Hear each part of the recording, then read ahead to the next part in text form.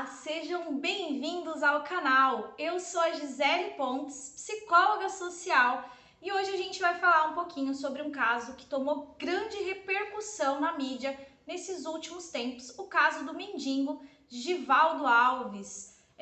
A mulher foi diagnosticada com transtorno bipolar em sua fase maníaca, onde ela encontra assim, um surto psicótico. Então a gente vai falar um pouquinho sobre o transtorno bipolar, principalmente os traços e as características da fase maníaca. Esse caso, ele tem tomado grande repercussão ainda. Ultimamente, a advogada Deolane, a doutora Deolane, ela se pronunciou a respeito, trazendo ali uma condição sobre estupro de vulnerável. E aí a gente vai conversar um pouquinho por que ela traz essa questão da vulnerabilidade. Então, segundo os laudos médicos, essa mulher ela foi diagnosticada com transtorno bipolar. Então, vamos lá. O transtorno bipolar ele é caracterizado por oscilações de humor, mas não é aquela oscilação simples, são oscilações bruscas, intensas de humor. Então ele vai ter ali as suas fases, por isso que chama de bipolaridade, porque é o transtorno maníaco depressivo. Então ele vai da fase da depressão à mania ou vice-versa, e também existe aí a ciclotimia, que é onde essa mudança ela é quase que simultânea, a pessoa ela fica num ciclo onde ela oscila ali simultaneamente. Então, assim, na fase maníaca, o que acontece com o transtorno? A pessoa ela vai ter um aumento de energia, então vai ter ali várias ideias que vão vir, porém, em meio a essas ideias, podem vir ideias ali com conteúdos delirantes. Então, é uma fase onde acontece um processo neuroquímico. E por conta desses processos neuroquímicos, o excesso de dopamina também influencia em alucinações auditivas, alucinações visuais, sensoriais. Então, nesse caso em específico, foi diagnosticado comportamento inadequado, que realmente é algo que acontece mesmo, um comportamento ali que vem a trazer um prejuízo social. Isso de fato acontece muito, uma irritabilidade. Então, assim, da mesma forma que ela teve essa situação do ato sexual, poderia ter sido uma outra situação que também viria a trazer ali um dano por conta justamente dessa fase. Então, o que seria um surto, né? No senso comum, as pessoas elas falam assim, fulano surtou. Quando a pessoa ela muda ali e tem um comportamento, mas nesse caso a gente dá como uma crise, porque é um episódio, um evento ali que acontece e passa de algumas horas. Agora o surto ele é diferente. O surto ele pode levar a uma fase que pode levar onde a pessoa ela rompe com a realidade, ela sai de si, e essa fase ela pode levar dias, semanas, até mesmo meses. Então, o surto psicótico é justamente caracterizado por conta dessas alucinações e delírios. Então, nesse caso em específico, foi diagnosticado ali um conteúdo com hiperreligiosidade. Então, ali ela confundiu algumas coisas e passa de fato a acreditar naquilo. Então, é legal a gente trazer essa informação, trazer um pouco desse esclarecimento do que é de fato um surto psicótico, o que acontece na psicose, para que as pessoas compreendam que para aquela pessoa que está dentro daquela situação, o que ela está imaginando é de fato real. Então, se ela acha ali que ela ouviu uma voz que era de Deus, que era de um anjo, que ela deveria fazer, que era um propósito, né? Porque tem lá uma matéria onde cita que ela sentiu que seria ali um propósito divino, e ali realmente foi. A pessoa ela realmente passou por isso, teve essas informações e teve essa experiência. Então, ao contrário do que algumas pessoas proferiram como sendo uma fez porque quis, né? Então, uma forma ali de aproveitou a situação. Não foi bem isso. E aí é onde entra essa questão da vulnerabilidade. Por quê? É fácil assim, né? Não é tão fácil, mas é bem possível e bem provável a gente conseguir identificar identificar quando a pessoa ela está em surto, por conta do quê?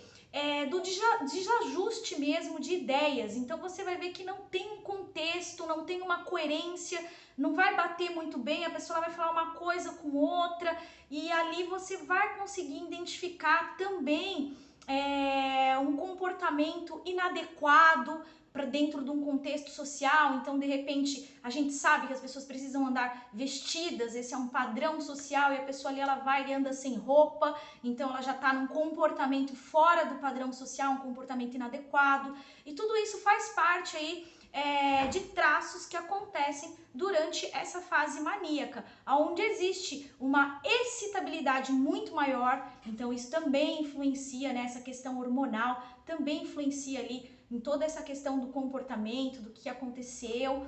E é isso, assim, aí quando oscila, né, que a pessoa ela sai dessa fase, que é o extremo, né, essa fase maníaca, ela pode oscilar para a fase depressiva, onde vai acontecer tudo o oposto. Então vai ter uma redução de energia, vai ter aquela desmotivação, vai tendo todas as questões da euforia, da mania, só que do lado oposto. Então, por isso que fica o bipolar, porque são as duas polaridades. O transtorno depressivo comum, que a gente já conhece, aí ele é tido como unipolar, né? Que é somente aquela fase ali da depressão. Agora, quando existe essa oscilação entre a fase depressiva e a fase maníaca, aí a gente tem a caracterização do transtorno bipolar, que existe o transtorno bipolar tipo 1, o transtorno bipolar tipo 2 e a ciclotimia, que é justamente quando fica nesse ciclo aí, onde alterna simultaneamente essa questão do humor.